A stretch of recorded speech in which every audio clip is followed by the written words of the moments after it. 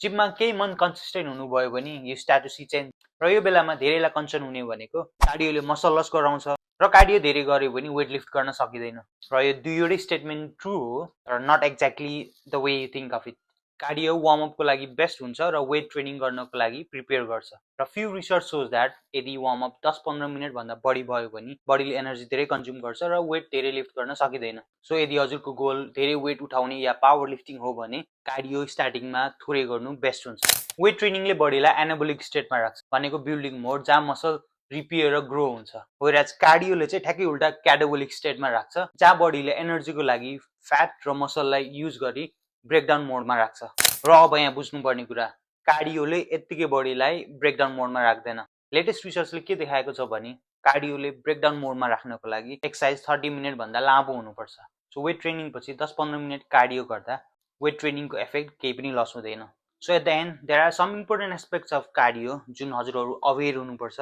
जसलाई चाहिँ मैले भिडियोको डिस्क्रिप्सनमा एड गरेको छु